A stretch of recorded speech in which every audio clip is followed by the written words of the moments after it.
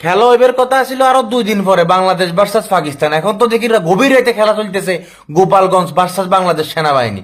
কিনলে ভাই তোরা সেনাবাহিনীর হুন্দা আঙ্গুলটা দিলি এখন? এই মুহূর্তে দরকার ছিল সেনাবাহিনীর হুন্দা আঙ্গুল দিবের? কোনো দরকার ছিল হেগুনের মারি হেগুনের গাড়িতে আগুন ধরা দিবেন? কিনলে তোরা এই কামটা করতে গেলি?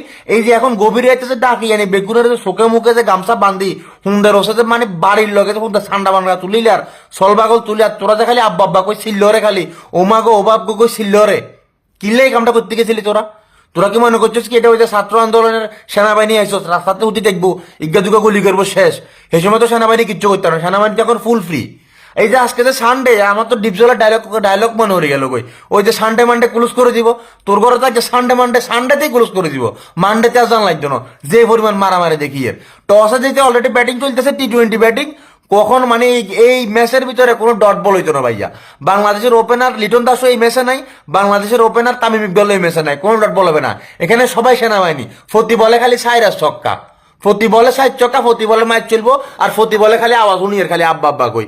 মানে এই ফেসবুকের নিউজ ফিডে ঢুকার পরে ভিডিও স্ক্রল করলে খাইলে গোপালগঞ্জের ভিডিও এর খালি খালি মায়ের উপরে মায়ের চলে। কেউরে রাস্তার লগে থিয়াই মারের সুন্দর হচ্ছে, কেউরে রুমের ভিতরে লই যায় মারের, কেউরে সজুতা দি মারের।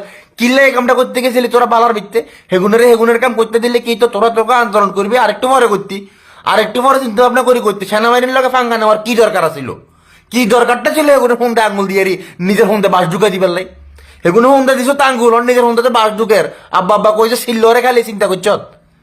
হ্যাঁ, কি দরকার আসলে এই সময় আসি?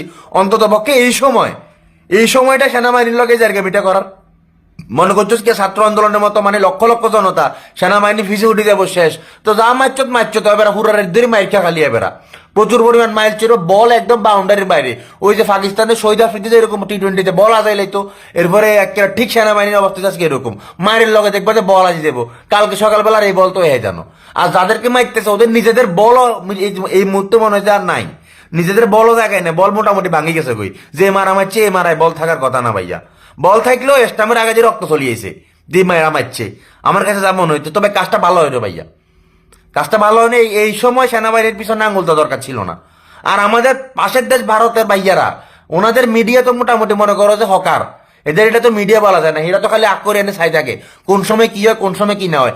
একটু কালকে সকালবেলা দেখবেন যে হ্যাঁ তারা মানে খবর প্রচার করে দিচ্ছে বাংলাদেশের সাথে সেনাবাহিনী সংঘর্ষ হইতেও পারে, এদের বা এদের ভরসা নাই, এদের বিশ্বাস নাই, যে কোনো সময় যে কোনো নিউজ এরা প্রচার করে ফেলতে পারে। এরা অলরেডি প্রচার করে ফেলছে আমরা নাকি 1000 মন্দির ভাঙি ফেলছি, এরা প্রচার করে ফেলছে আমরা 1000 মা বোনেরে, মানে এটা আসলে বলা উচিত না, আসলে এরা প্রচার করে ফেলছে অলরেডি।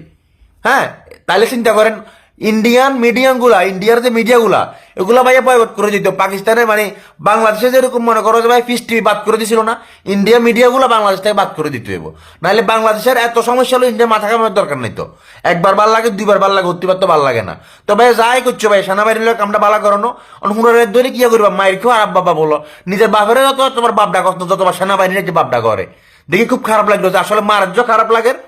আমার মানে চিন্তা করি যে কিলা তোরা এখন হুন্দা আঙ্গুল দি নিজের হুন্দা তোরা বরফ বাস ঢুকারি এখন দেখ রাত ধরে মাইর খা আর কি এবার আন্ডা ঘুম যাই তোরা মাইর খা আর কি। সানডে মানডে ক্লোজ হয়ে যাবো, মানডেতে আর জন লাগতো না। ঠিক আছে, ভালো থাক।